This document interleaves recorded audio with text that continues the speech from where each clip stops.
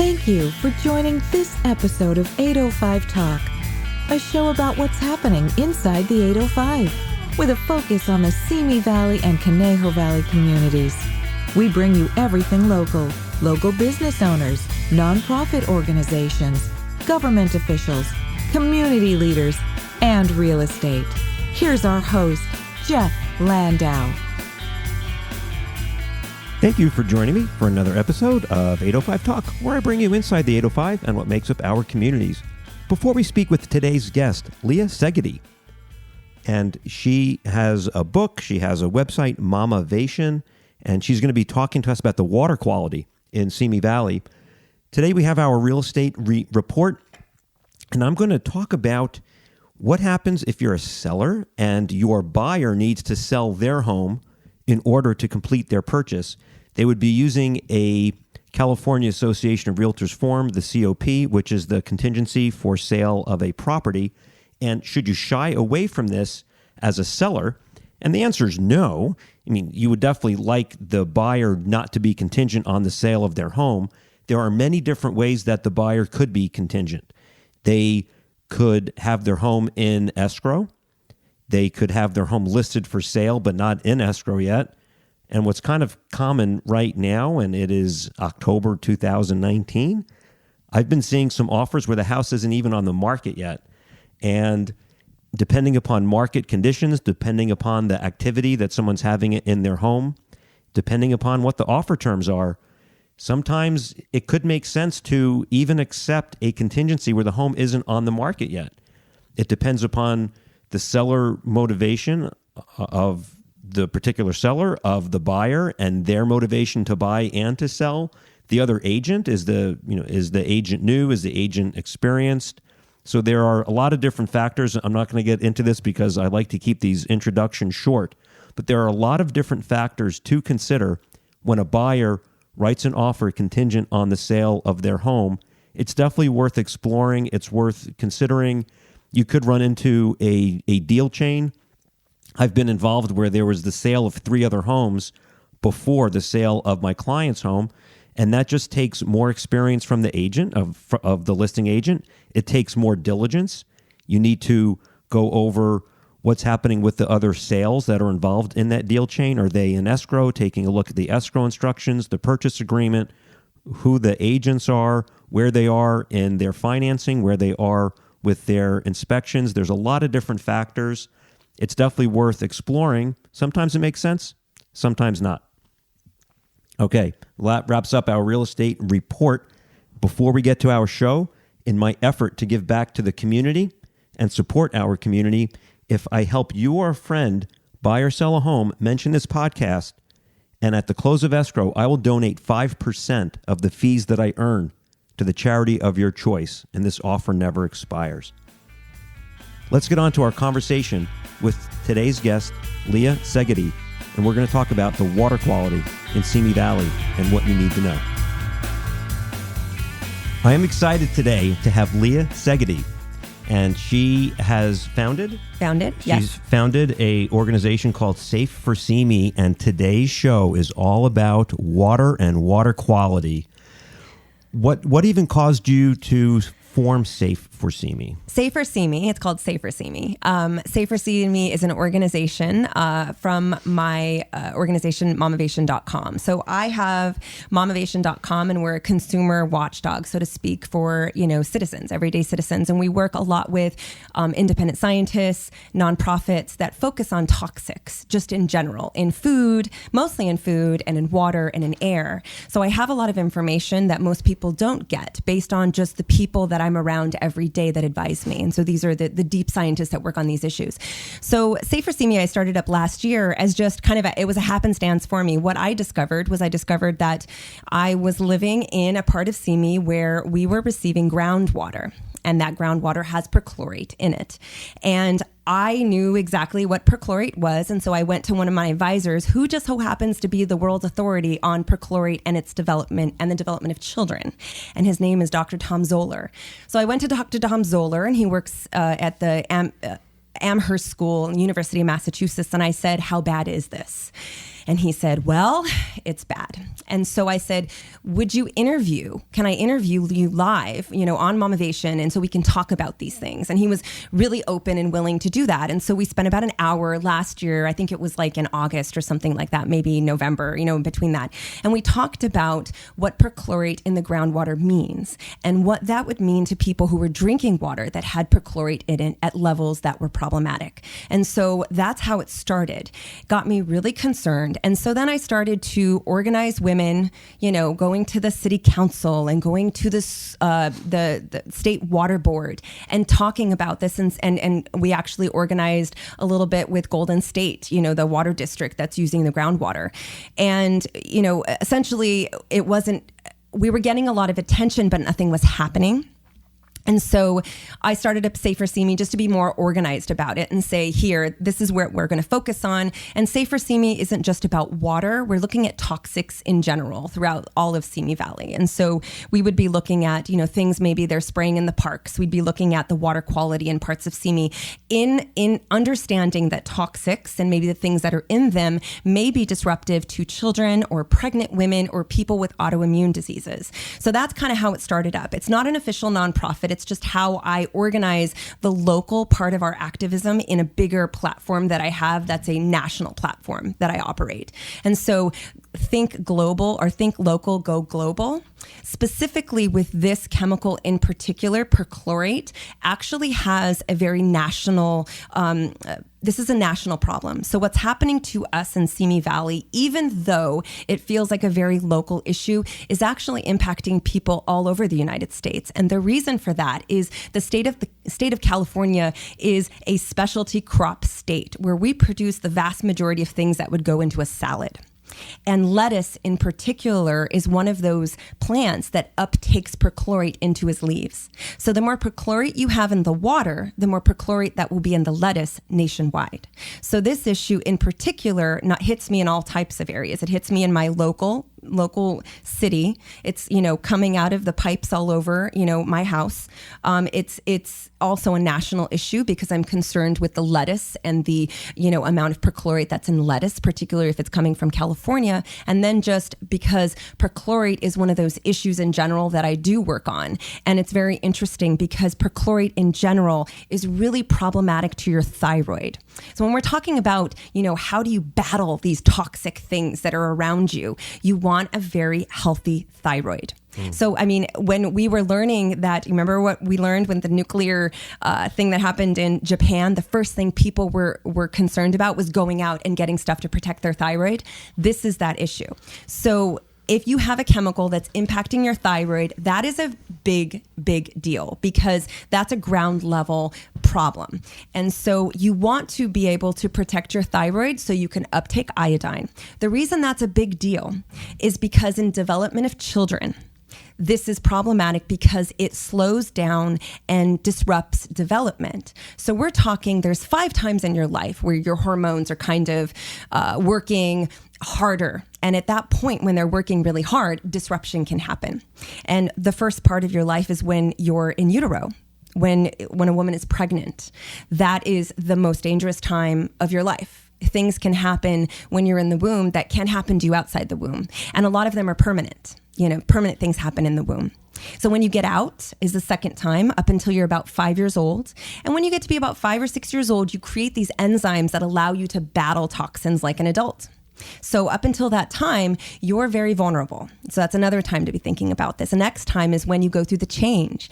Boys go through a change and girls go through that change. At that time, their hormones go nuts, right? And that is a time when disruption can happen. So if you have children that are in junior high, so to speak, this is also a time that you want to be thinking about hormone disrupting chemicals.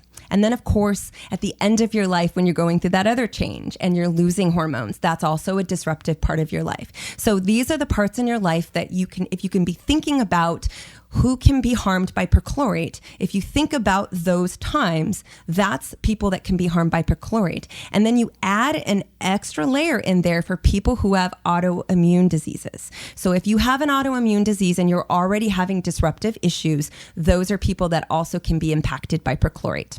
Right now, what's happening is I wanted to make sure that everybody knew, and this was very, very clear, that Golden State Water Company is not breaking the law. They are not doing anything that they're not supposed to do. In fact, they follow the law to the letter, and that's kind of the problem. People want them to change and do something different. They want them to go above and beyond. So that is what the issue here is in Simi Valley. Now, when we first started talking about this, and I first started talking about this, Golden State sent me a cease and desist.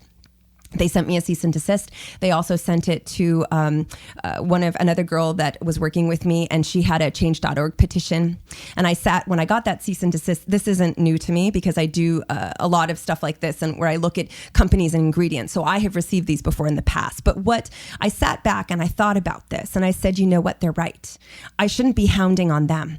I need to change the law. The law is what needs to be changed here. So at that point, when I got my cease and desist, I looked at it and I said, all right, they're right. Maybe I should stop hammering away at them. They're not going to change. They're not going to go above and beyond what we want them to do. They're not going to stop using the groundwater. So basically what we need to do is we need to change the law so that everybody in California will have to do better, right? So what we started doing is we rounding up women, going to the California Water Board and asking them what's going on with perchlorate. Now, the reason we're pressuring them is there's a difference between the levels of safety and the levels that we're receiving.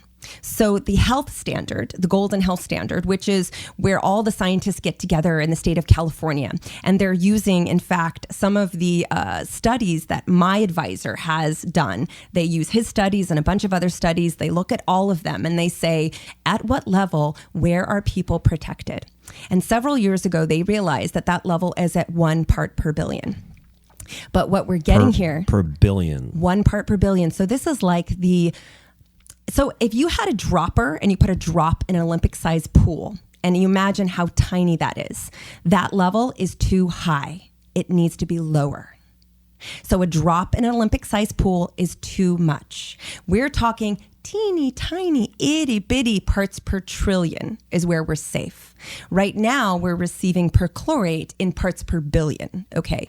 So as California realizes that the golden health standard is lower than where we're at, now what California is doing and in the process of doing is they're in the process of changing the law, taking the levels from where they are right now. So the MCL, the maximum containment level of perchlorate, is 6 parts per billion. You are never supposed to get more than 6 parts per billion. So that's 6 drops in the pool. I mean, if you want to think of it like that, that's probably the easiest way to look at it. And what they would say is less than a drop is where you're safe. Less than a drop, in a sense. So how long has this information been out? So they created the health standard. It was a couple of years ago, maybe 2-3 years ago. 2 or 3, okay. 2 or 3 years ago. And then they start the process of relooking and reevaluating. So as we are putting a little bit of pressure on them, they're kind of looking at it a little quicker. And they're kind of saying, oh, geez, okay, well, there's people in California that are really concerned about this, where before there wasn't. Nobody was talking about perchlorate. Nobody was advocating for them to drop it. There's a lot of chemicals that they are working on right now, and there's a lot of other chemicals like perfluorinated chemicals and hexavalent chromium, which is the Aaron Brockovich chemical, and those types of things they're working on right now, and that's really important. But we also want them to bring down the levels of perchlorate. So right now, this is where we're at. The state of California, the California Water Board, has taken over kind of the oversight of these chemicals from another agency. And that's great news because the California Water Board is one of the better agencies that pushes things along and takes toxics out a lot quicker and does their job. They, according to a lot of the people behind the scenes that work, in rulemaking processes and pushing these forwards, they love the California Water Board a lot more than a lot of other agencies. So number one, that's the good news. The good news is we're in great hands to be able to get something to happen. Okay. But this also takes time. So what the state of California has to evaluate, first of all, is when they created those levels at 6 parts per billion, they weren't creating levels at 6 parts per billion to harm us. The reason they started off at 6 parts per billion is because labs couldn't accurately test any lower than 4. Okay. So at that time, labs could only test down to 4 parts per billion. So what they did was they created the MCL at 6 and they said, but detection level where you have to test down to is at 4. So anything above 4 parts per billion, you have to tell us about. And so that's where we're at right now. So, yeah. So that had nothing to do with health and safety. It had to do with technology. It has to do with technology, but Okay. it's also a very important thing for people to understand. Right. Because if we can't accurately test for something, we don't know what's there. And so when when toxicity issues happen, you have to have it's like a meeting of all the minds. It's a meeting of the scientists who are able to do the work with the scientists that know what is safe, with the, businesses in the area and the ability to do it. So what California has to do, first of all, is they have to ask all these labs, how far down can you test? Well, the answer to that is actually down to the parts per trillion now. So we work, I have a lot of other clients that I work with nationwide, and we do a lot of testing on water and consumer products for pesticides and stuff like that. And so the major client in the United States, the lab that everybody uses, they go all the way down to the parts per trillion now. So they have the ability to test to 0.08 parts per billion, which is in the parts per trillion. So, and there's a lot of other labs in the or up and down California that can do the same. But the one thing that I like about the California Water Board is as they're doing this, they're also telling these labs, get ready, get ready. They tell these labs what to get ready for. So the labs start to, bring in more money and get more machinery and do more stuff because they have to be able to test it. And if we have water boards up and down the state of California that don't have access to labs that can get them there, then we're kind of at a standstill. And what's the point of having a law? Even though it protects people, it's not really, we're not able to pull the trigger. So California wants all that to happen at the same time. So right now, what they're about to start doing, because I just had a conversation with them just a couple weeks ago, is they're going to lower the detection limit. Now, the detection limit tells, for instance, Golden State, that if you find perchlorate above 4 parts per billion in the well, you have to tell us about it. And that's how we know that we have some months where they've clocked it above a 4, right, in the groundwater in some of these wells. We know it's still there. Even though 4 is not healthy. That's the groundwater. That's not mixed in. So okay. Also remember. So that's not coming out of the tap.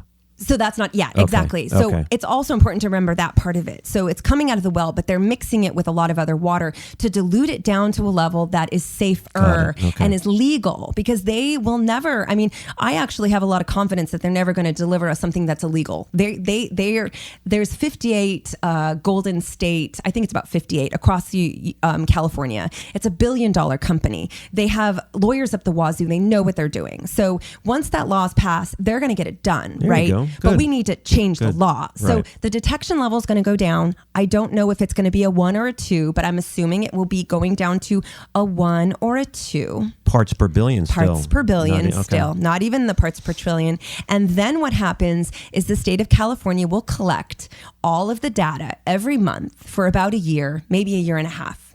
Then they will take that data and they will throw it out to us and say, hey, we're considering bringing down the limit. Now, what do you think about it, California? And that's our job, is to tell them how we feel about it. That's, part of the process, part of the rulemaking process. And then in about 2 or 3 years, we'll have a lower limit of perchlorate. And so that's how the process goes. So where is the science? So taking the technological part of measuring the water out. Right. Where is the science right now as far as human health? And is there a general consensus as to what is quote unquote safe for human beings, or is that still being, is that a debatable item? So there's actually a lot of consensus about this in the scientific community. And, the California Water Board actually did a special, I would say, meeting here in Simi Valley. And it was towards the beginning of the summer or the middle of the summer. And they came here and they actually flew down a scientist from Sacramento to talk to us about, how all the science, how the science is meeting up. And basically what they said was the same thing that I said, that at 1 parts per billion, that is the gold standard to where everybody is pretty much safe.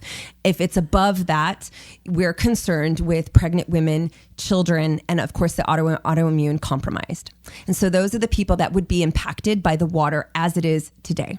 So that's somebody from the California Water Board. This is not someone from the California Water Board.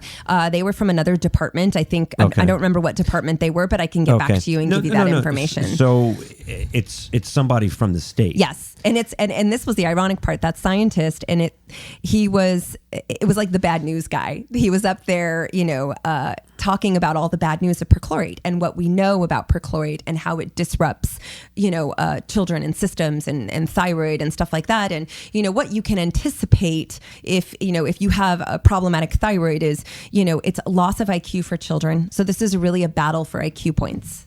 It's loss of IQ for children, loss of development. So maybe children would be shorter, maybe not as tall. They just will develop differently. Maybe it impacts their metabolism or something like that. And then for adults, it's your thyroid. So you would see them gaining some weight. You would see things like PCOS in the city. You would see problems with thyroids. You would just see a lot more of those types of things.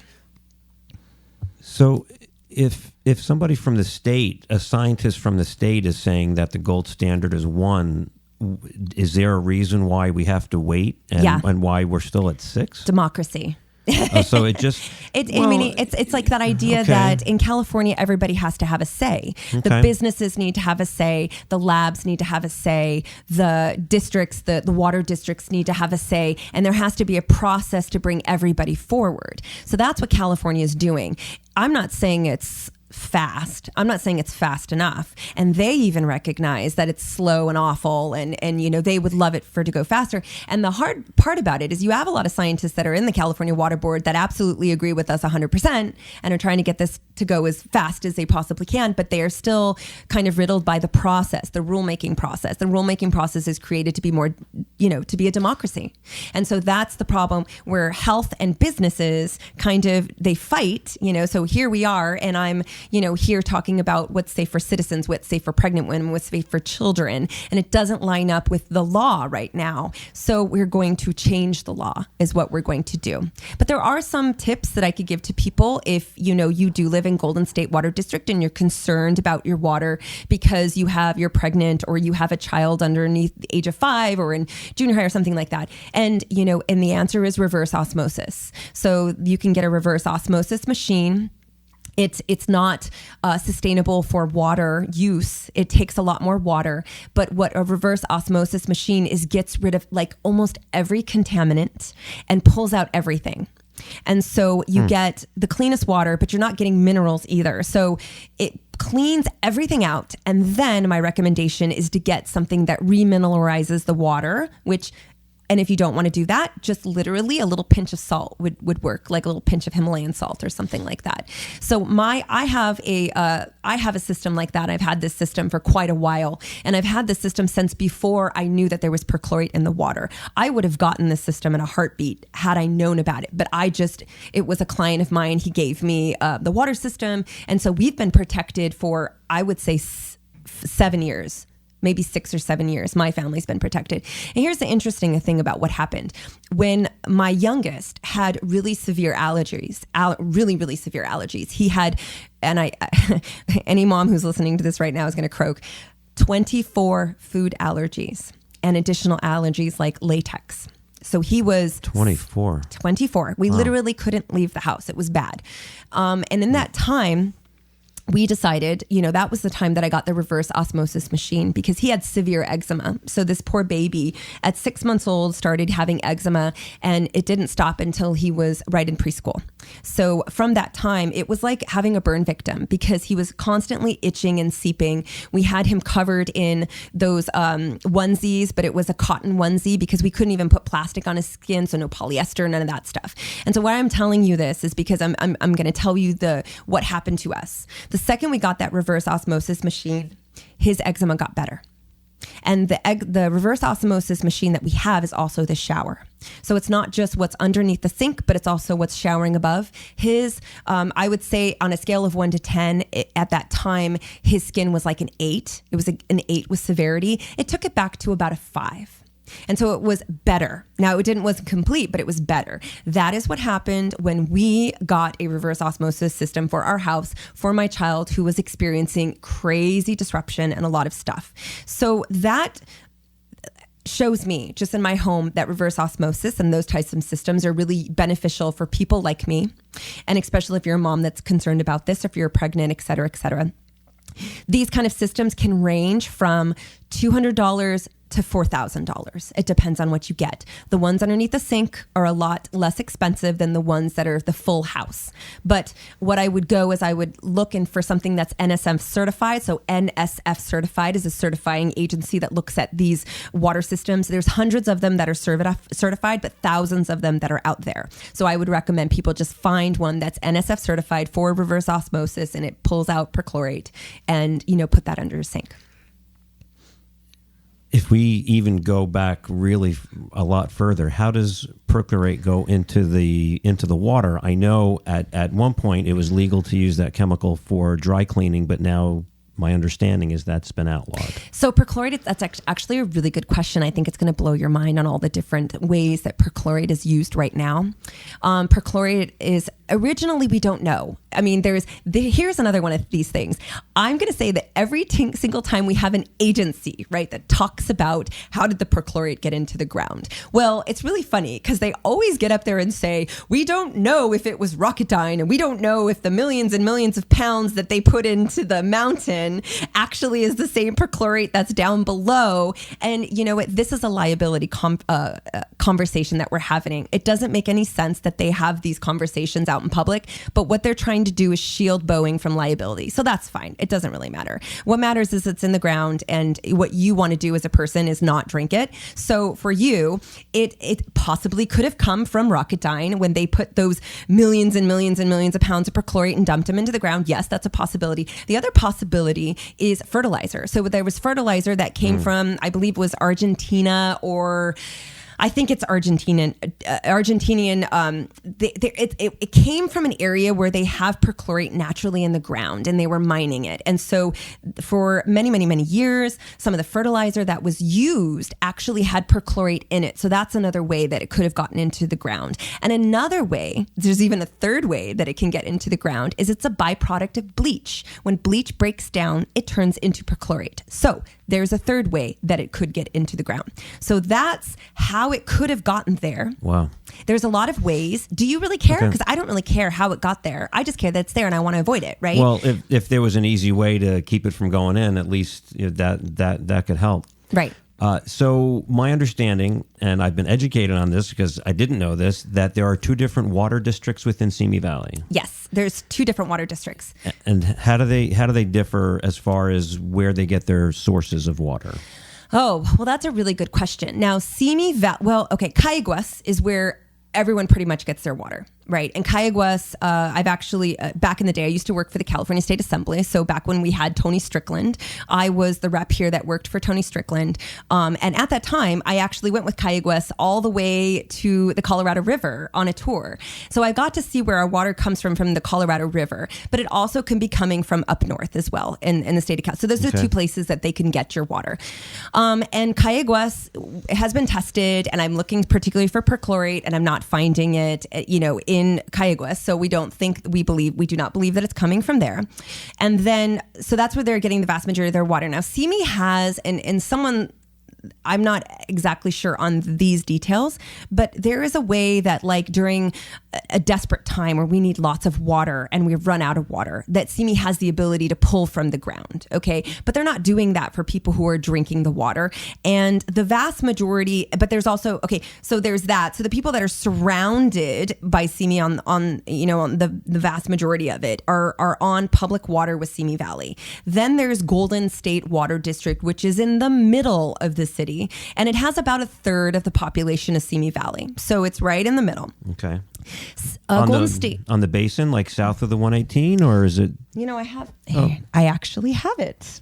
I'll pull up we probably should talk about this. And I have this picture, and it'll show, you should probably, maybe it goes, so it goes, it's not easy to describe. It goes like the green part right there. I'm going to hand that to you. Okay. You know what? Why don't I just put that in the show notes? Yeah, that would be a great idea. Okay. It's kind of jagged, but it's basically the center of Simi. I mean, if you're to the east of Sycamore and then to the west of Tapo, you're basically in Golden State, you know. And so that's where that is. Now, you were asking me before about uses of perchlorate and what is legal. And there's one place that they put it that people are going to be shocked by. Perchlorate is actually a food additive ingredient that is allowable in your food as well. It's an indirect additive that they add to packaging when there's a lot of static. So perchlorate is used as a quote unquote anti-static agent in packaging. You will never see perchlorate on a label because they don't have to tell you because it's an indirect additive. So I love that. I know. Is that crazy? So the type of places that you will find perchlorate, sadly, is baby formula. That's one of the uses of perchlorate is they put it in baby formula to keep the grains from being staticky. They also put it in cereal for the same purposes. Dry cereal? Cereal.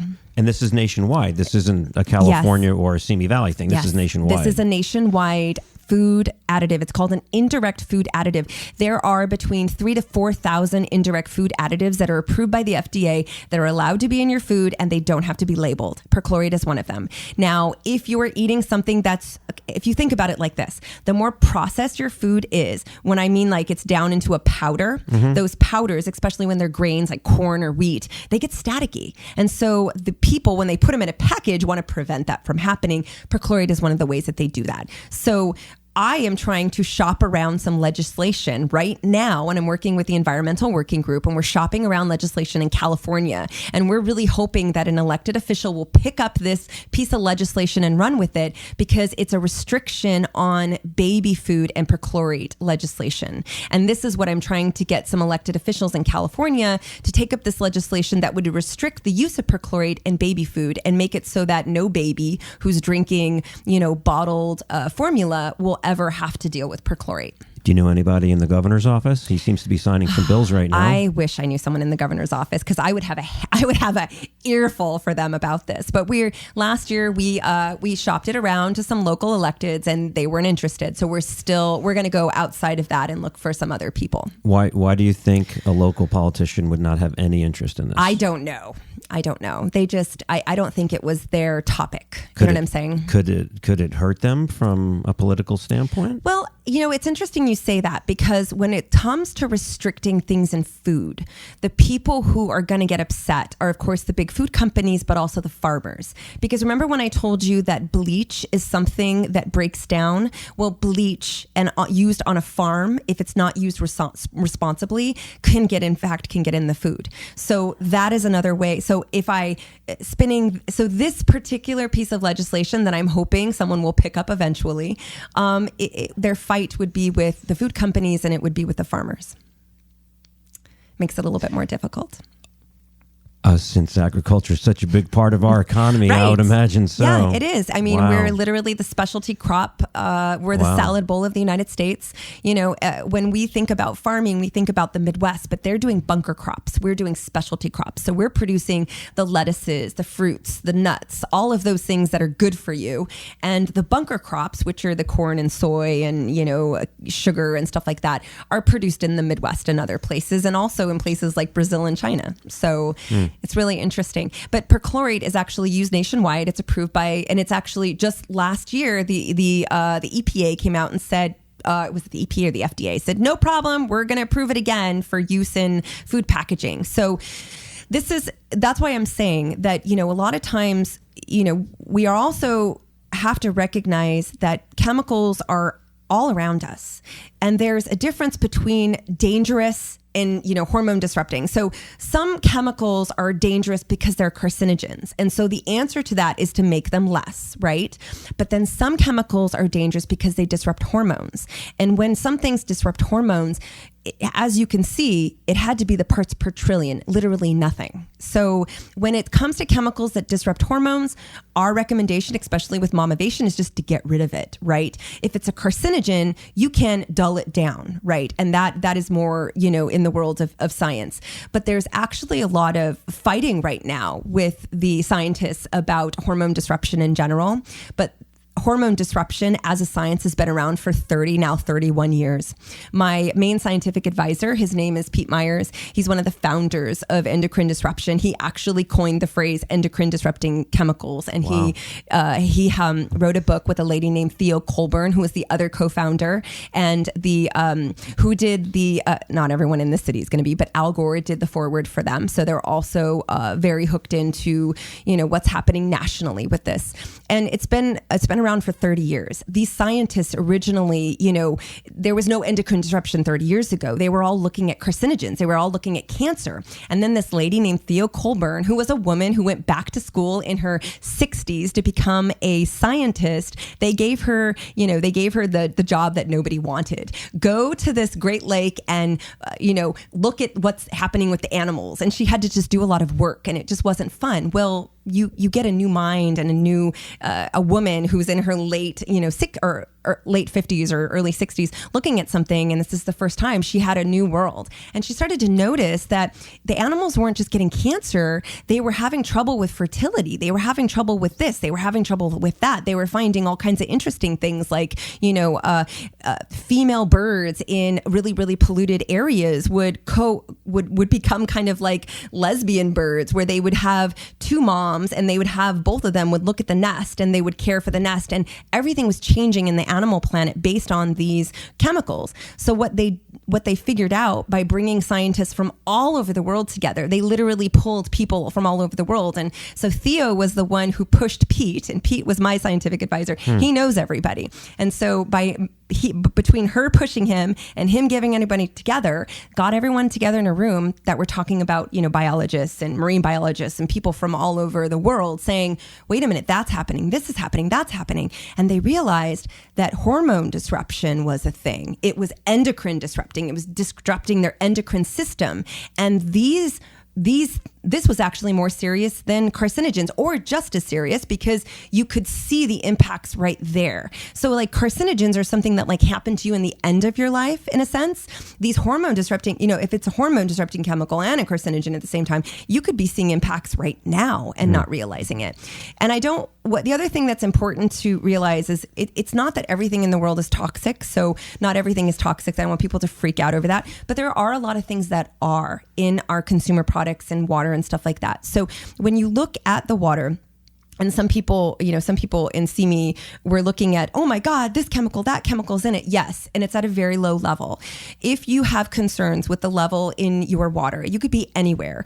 The Environmental Working Group has a great database where they have evaluated the health standard, and they have plugged it into every single water district. So you can click and go into there and find out where your water district is versus the health standard of the chemicals that you have in your water.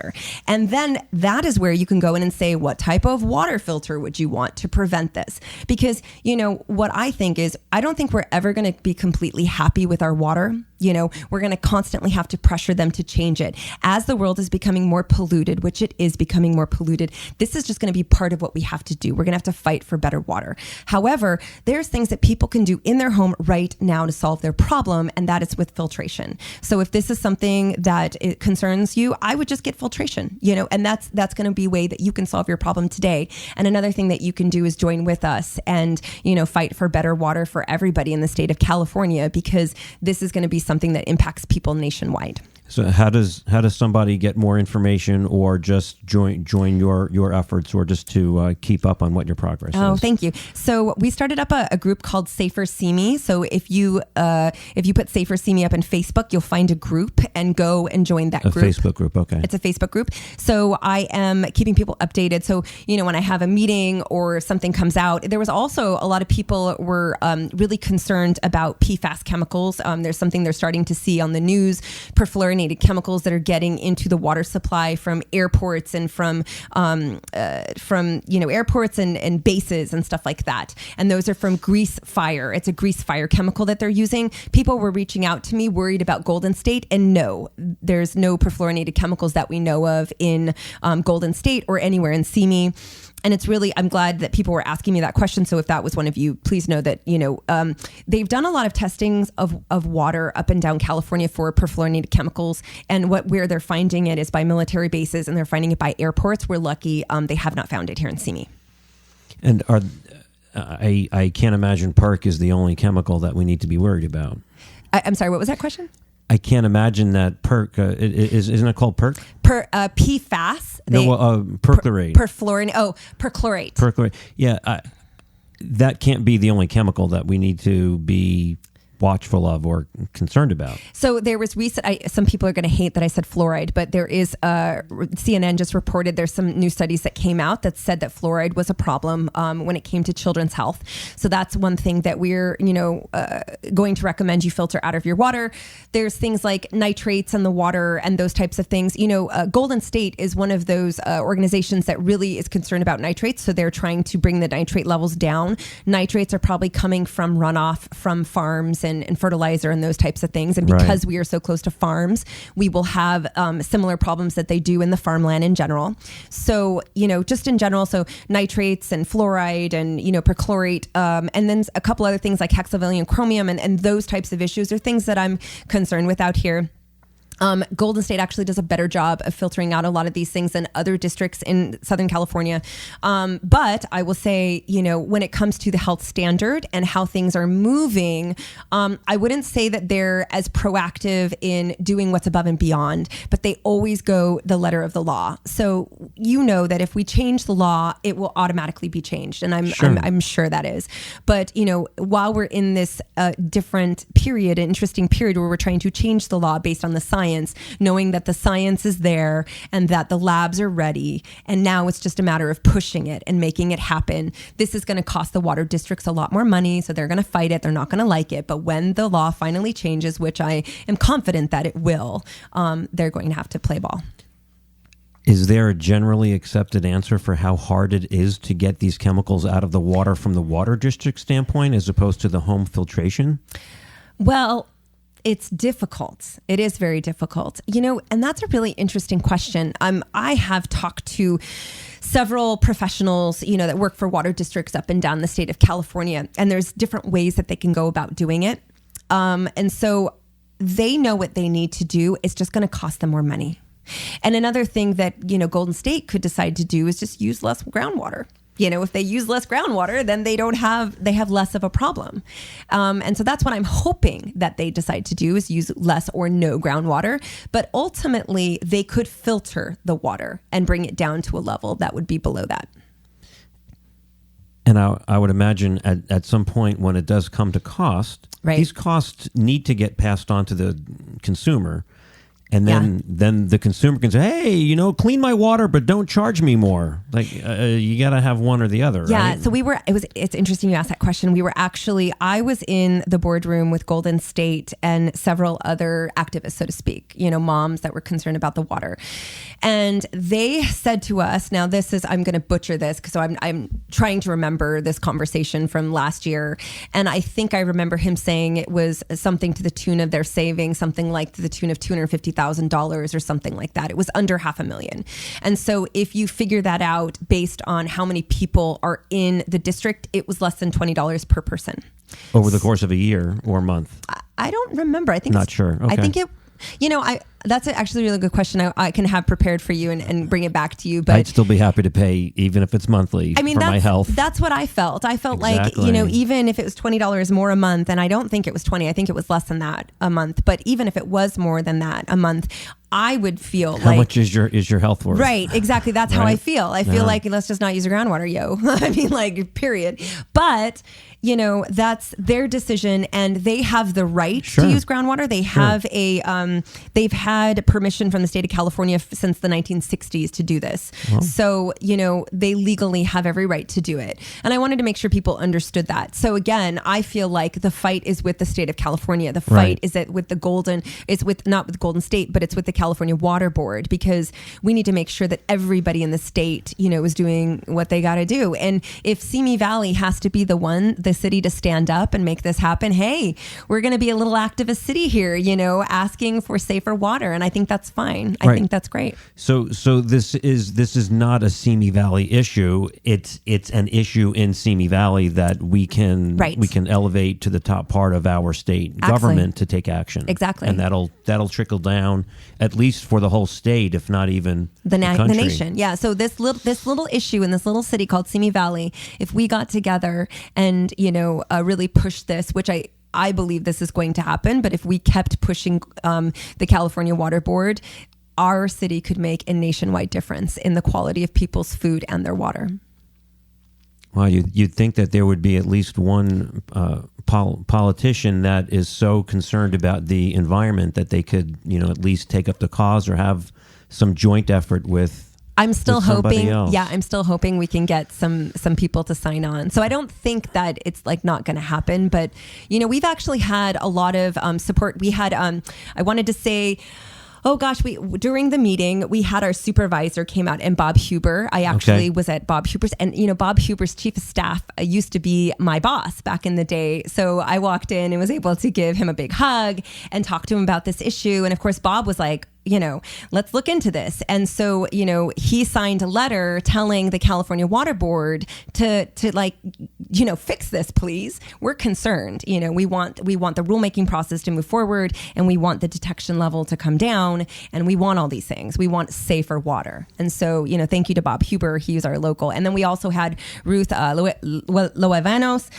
She's a friend of mine. I know I just butchered her name, and I've done it so many times, but Ruth has also been really, really passionate about this behind the scenes. She's also a breast cancer survivor. So she has been, of the city council, the one that I'm speaking to the most about with the water issues. And, it's kind of nice to have elected officials that are cancer survivors, because it gives them a whole new perspective of health and what that means and what can happen because it happened to me. And they want to protect people so it doesn't happen to them. So it's kind of, I really like having a breast cancer survivor at the city council. And then we also had Chrissy Smith. We spoke with her office. So I've been speaking with her office. I'm still trying to get her to, host legislation for us for the perchlorate and baby food, but it either is hers or not, so we're going on to other people and asking about that. But we have had a lot of support from the elected officials, and so that's been awesome. But we just need more,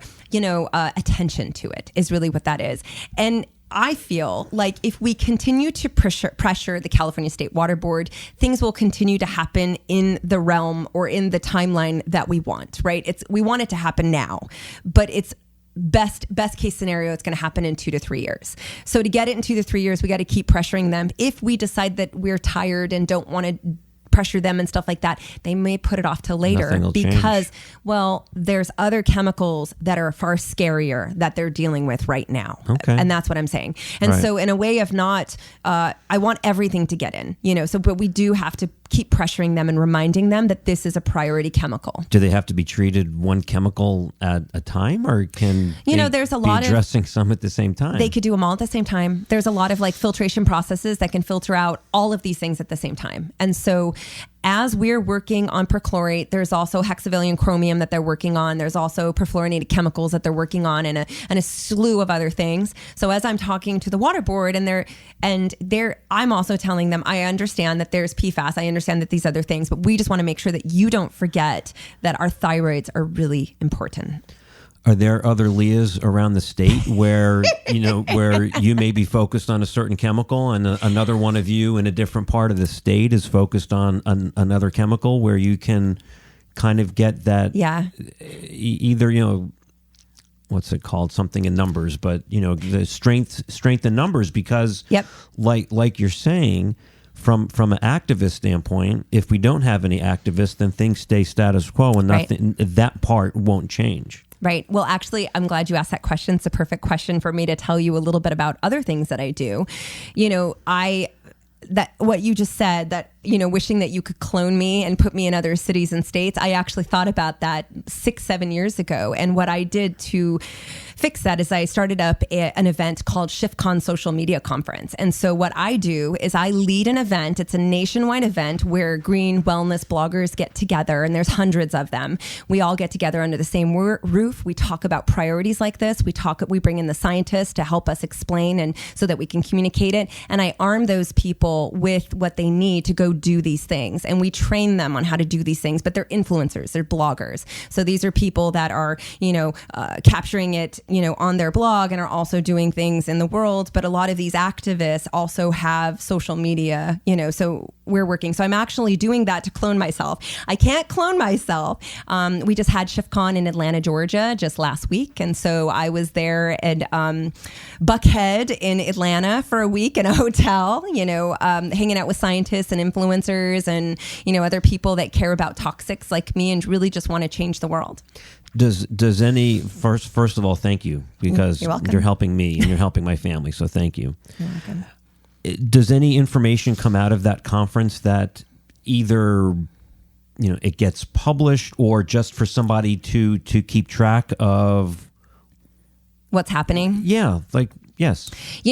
Thank you. I'm glad that, okay, so there is, if you really want to be on top of what's happening nationwide, what I would recommend is getting a news feed. Okay, so my scientific advisor, Pete Myers, he has been organizing science and communication of organizing science for a very, very long time. And I wrote a book with him. My book is called Green Enough. I didn't bring it. I probably should have brought it. But it's kind of like it's about how to detox your home from hormone disrupting chemicals, everything from your food to your water to the air that you're breathing in your home, so that you can control what's in your house because you got to leave it, right? So control what you can. Right. And then you got to leave the house and be like a normal person. So he organizes environmental health science. So if you go to environmentalhealthnews.com, you can sign up for his, it's a weekly press kind of a bullet. You'll get an email. It's called Above the Fold. And every single day you'll get in between 15 to 25 stories that are curated from his staff. They're scientists. They're curated every single morning, like at 4:00 in the morning, East Coast time. So you'll receive it at 5 or 6 in the morning. All the information nationwide that has to do with science, toxics, anything will come through that. And that's the way that I stay updated with a lot of these things. And it's a way that anybody can stay updated with a lot of these things. So when I work, because part of what all this activist stuff isn't how I make money. This is just part of how, things that I'm passionate about. But I have to monitor the news every single day. Part of my job is to monitor the news. So I'm having to read this. So if you guys start reading Above the Fold, you'll be in the same boat that I'm in, understanding what's happening every single day and how to put the pieces together. But I think, what I have to warn you, environmental news is a little depressing because it's always about what is happening and going wrong. Well, it's not environmental good news. It's not environmental good news, right. But there is a lot of environmental good news when things happen. So like when we're able to change the detection limit or to do these things, or, something is passed in California, then you get the good news, of course. Right. But otherwise it's to keep updated with all of the things that are happening. And that's what I do. And I'm a little obsessive over toxics and environmental stuff. And there's always got to be one crazy obsessed person to do it so that I can help everybody else, right? Well, that's how change happens, right? That's right. So what is your book titled again? It's called Green Enough. And is that on Amazon? You can get it on Amazon. It was published by, it was Rodell. It was published by Rodell, who's also Penguin. So Penguin is one of the largest publishers in the United States. And so it came out last March, and it did really well. And it has a little picture of a house, and it basically takes you through every category of your house, from your food and your dairy and your water and your personal care products and your cleaning products and your air quality. And it's like that idea. And what basically happened to me is when I learned about Rocketdyne, and I learned about Rocketdyne when I was working for the California State Assembly, and I was going to meetings, and the first meeting that I walked into about Rocketdyne had Aaron Brockovich standing right there. Wow. And I went, okay, this is a big deal. And I sat next to some of the elected officials, and it was really disheartening what I heard, because at that time, and this was 15 years ago, the elected official that was sitting next to me made fun of Aaron. Made fun of Aaron. And he he made fun of her and he said, she's crazy and she's making everybody crazy about this. And I just looked at him and I thought to myself, what? And then I got more information about the issue, and I realized it's a lot more complicated than just crazy. You know what I'm saying? It's one of those, when you find issues that go on for 50 years, it's because they're complicated. That's why they go on for 50 years. If they were easy, they would be solved in a year or 2 years or a year. Yeah. So I realized that issue is really complicated back then, and I also got the impression that the elected officials weren't concerned about, hormone disrupting chemicals. They weren't concerned about toxins. They weren't just concerned about those things. I felt at that point that they probably were more concerned with the impact of what those fears would have to businesses in Simi. I would imagine, look, I'm going to preface this question that I literally know nothing about politics. I don't follow, I have opinions, but I don't follow. I would imagine for an elected official to take up an environmental cause, it's not going to be popular. No, it's not going to be popular. And you're not going to get a lot of votes. Right. Like, hey, you care about the environment, but okay. Yeah. So sometimes it's got to be challenging for them. They cost money. Environmental things cost money. Cleanups cost money. Fixing the water costs money. All these things cost money. And in addition to them costing money, they may lose you money, because when people start talking about them and talking about them a lot, people stop moving here. People stop doing business here. I mean, it's a really scary thing for people that are trying to represent this city. And back then, they just weren't even listening. Today, they're listening more, or at least they're putting on the airs that they're listening. You know what I'm saying? And that's better than shutting the conversation down completely. At least they're, listening and showing up and showing us that they care, but to be quite honest about these guys, they got a lot going on, guys and girls. I mean, this is one issue out of 50,000 different things that people bring to them. And if you don't run on an environmental ticket, environment isn't your thing. Exactly. And I can't expect people to make environment their thing when that's not. I mean, that's what I'm for. I will walk into your office and I'll give you as much information as I can, and as many resources as I can, because what I really want to do is don't listen to me, listen to the scientists, listen to what they have to say. Here, I can literally give you a cell phone number so that you can talk to a famous one. That is the resources that I can bring to people, so that they can understand that this is a very real thing, that there's a lot of real things happening. I mean, now that we're living in California, I think you've noticed that our air quality is getting really bad. You know what I'm saying? Those types of things are happening because of how, things are changing. If you notice that the climate is changing all over the United States, how long the summers are, or how when fall starts, and those types of things are changing our farming patterns. And because they're changing the farming patterns, they're having to increase chemical use to save the plants from getting doused with snow. And it's just that understanding that as this world is changing, it's getting more polluted. So don't be shocked about these things. I think we just probably should just think about ways that in our lives and our everyday lives, how we can lessen things that are really bad for us. There's a lot of things you can't get rid of completely because we live in a modern world, but you can dull them down. You can lessen them. You can do those kind of things to protect your family. And the question is, when do you do this? You do this during those times. Utero, you do it under the age of 5. You do it when they're going through, hormonal changes, and you do it at the end of your life. And that's when it's the most important time to actually attack these chemicals and bring them down. And are some of the resources that you used for your book, are they mentioned in the book? So people can not only have hands-on what's in your book, but they can also check resources? Yeah, there's resources, NGOs. And if they go to just momavation.com, I think this would probably be a lot easier. They don't have to buy the book to get any of this information. Awesome. The vast majority of all these investigations are all on my website as well. So if you want just a book to go through, you can do that. But you can also go to Momavation, MAMAVATION.com. And search for Momavation. And exactly, you get it. My job is to motivate women. I just motivate and help them change. And we have a whole community with thousands of women that are on board doing this detoxing of their home. So we also have a private Facebook group. It's called Momavation. So you can do Safer Simi. You can go to Momavation. You'll learn about detoxing your home. Those types of things are in Momavation. If it's just specific to Simi Valley and our water, that'll be in Safer Simi. But you can find me in either or. Okay, and it's Safer, SAFER. Yeah, Safer Simi. Not safe for Simi, which is what I thought it was. That's okay. That's okay. All right. Really appreciate you being here and sharing your information, and really appreciate your efforts in helping us have a more safe environment. Oh, my pleasure. Thank you. Thank you. Thank you for listening to another episode of 805 Talk with me, Jeff Landau. For more information on our guest, Leah Segedie, one of the ways you can get in touch with her is to go to her website, and it's mamavation.com, MAMAVATION.com. You can reach her there. If you like the show, I'd really appreciate if you could leave a rating and a review, especially if you want to give props to Leah. If you found us through our website at 805talk.com, you can likely find us on your favorite listening platforms, including iTunes, Google Play, Stitcher, Spotify, and a few others.